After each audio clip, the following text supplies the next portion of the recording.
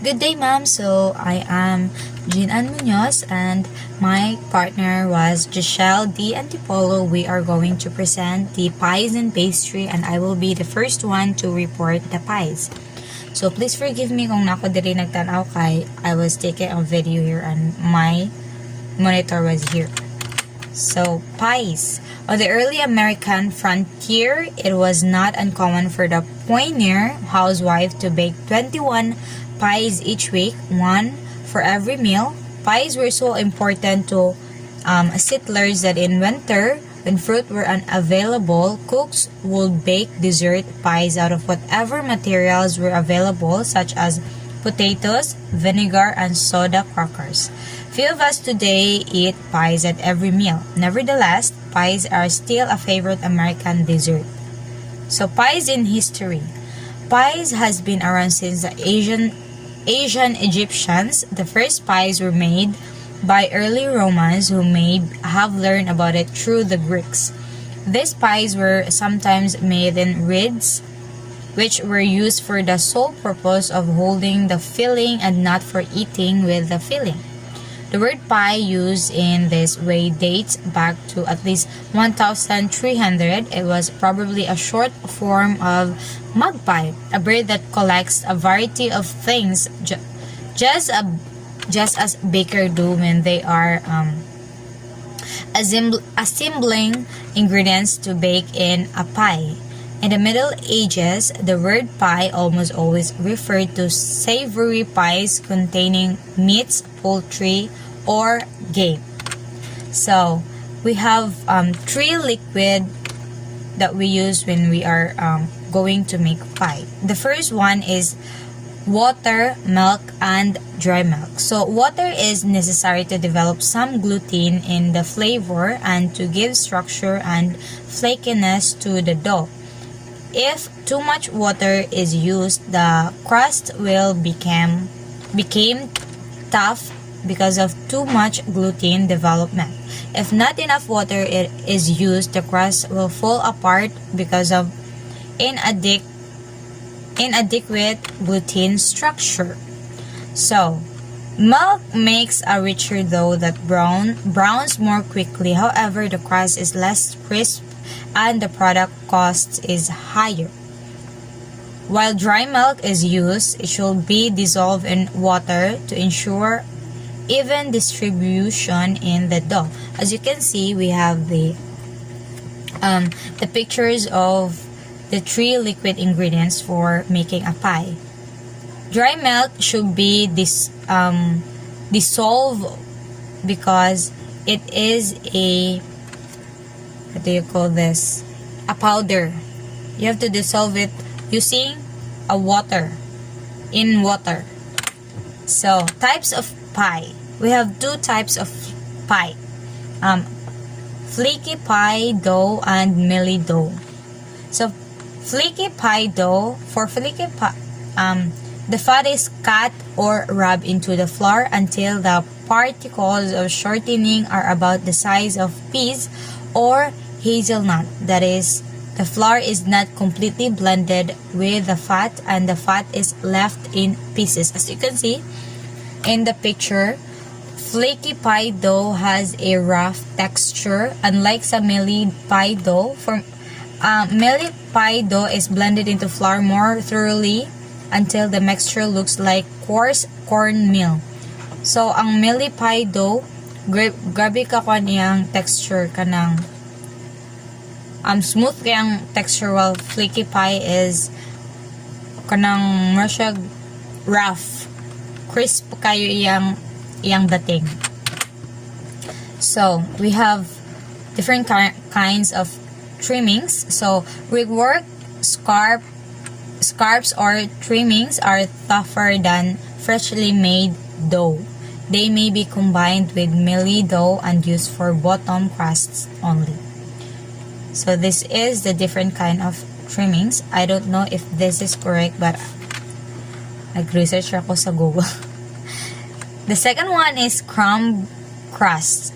Graham crackers crusts are popular because they have an appealing flavor and are much easier to make than pastry crust. For variation, vanilla or chocolate wafer crumbs, ginger snap crumbs, or zwieback crumbs may be used instead of Graham crackers crumbs. So as you can see, mas sayon buhaton ang crumb crust kay iguro ka magdukdok mura Grahams, mura ka magdukdok o Grahams, while ang kuan jud kanang magbuhat jud kag dough texture siya sa dough. So masayon siya buhaton ang crumbs. So pies may be classified into two groups based on method of assembling and baking. So baked pies has two groups, which is fruit pies and soft pies. Fruit pies contain fruit fillings and usually have a top crust. As you can see, fruit pies has a toppings of fruits, fresh fruits. And also, ang fruit pies are those with custard type filling, that is liquid filling that becomes firm when their egg content coagulates. They are usually baked as single crust pies. Ang texture sa soft pies is soft jud siya. Dayon ang filling niya sa sulod is liquid. Unlike sa fruit pies nga kuan jud siya kanang fruit jud. Then unbaked pies. Naa siya pun tayo duha ka classified unbaked pies, which is cream pies and chiffon pies. Cream pies are made with pudding or boiled custard type filling, while chiffon pies are made with fillings that are lightened by the addition of beaten egg whites and or whipped cream. Gelatin or starch gives them a firm consistency.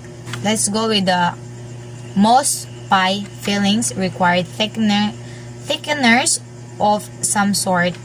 The two most important thickeners for pies are starches and eggs. Starches for fillings.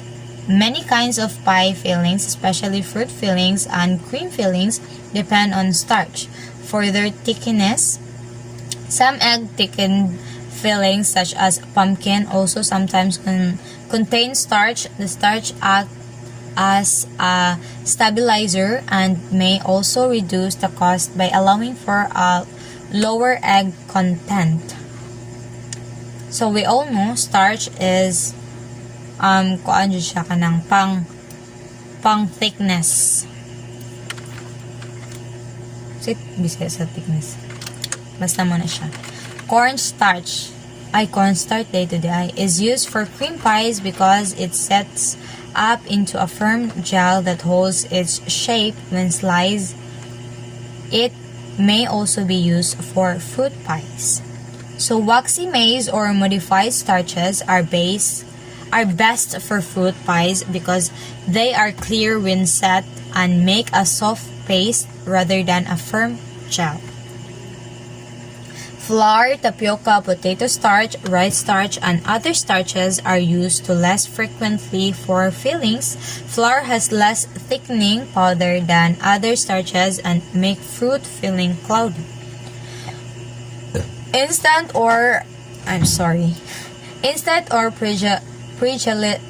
pre-gelatinized starch needs no cooking because it has already been cooked. When used with certain fruit filling, it eliminates the needs to cook the filling before making up the pie. So, ang gelatinized daw is it doesn't need to be cooked kay ang iyang filling is already been cooked.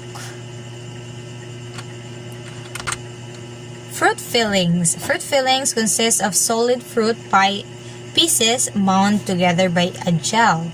The gel consists of fruit juice, water, sugar, spices, and a starch thickeners. As explained, a modified starch such as waxy maize is the preferred thickeners for fruit fillings because it makes a clear, not cloudy gel. So, the two basic methods in food service for making pie filling are the cooked juice method and the cooked fruit method. So, the fruit for pie fillings are fresh fruits are excellent in pies if they are at their seasonal peak. Fresh apples are used extensively for high-quality pies. The quality of fresh fruits can vary considerably. However, add many fruits requires a lot of labor.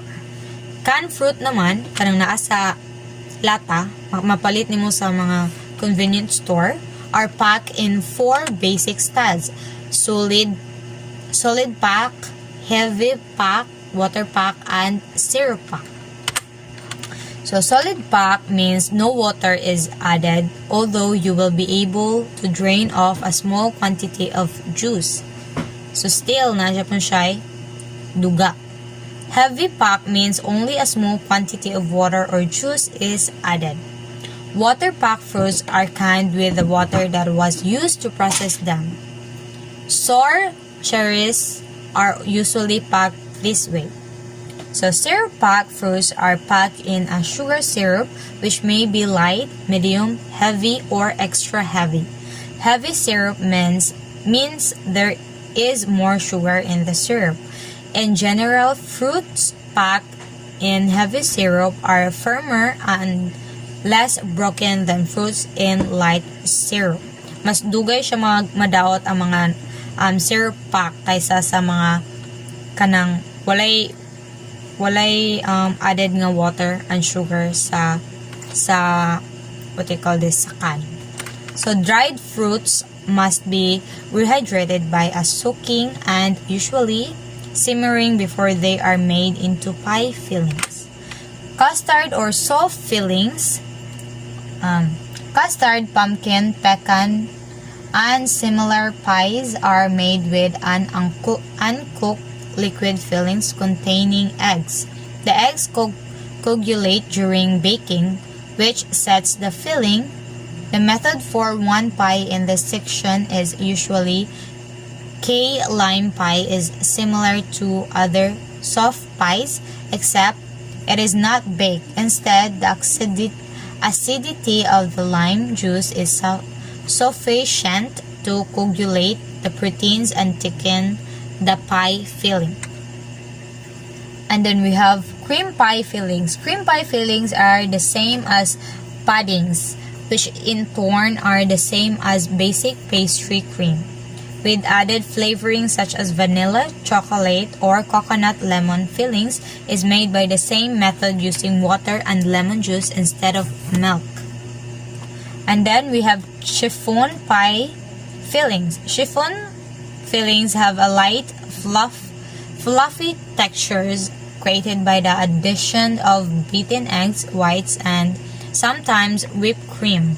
The egg whites and cream are folded into a cream or fruit base which is stabilized with gelatin.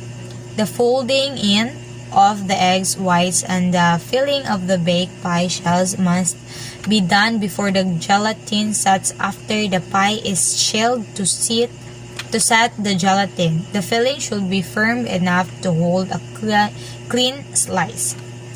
So we all know how to make chiffon because we always kanang mapalitan na ito na siya sa kuan mga bakery. So thicken with starch. The procedure is the same as for fruit pie fillings made by the cooked juice method for cooked fruit method, except the fruit is finely chopped or pureed.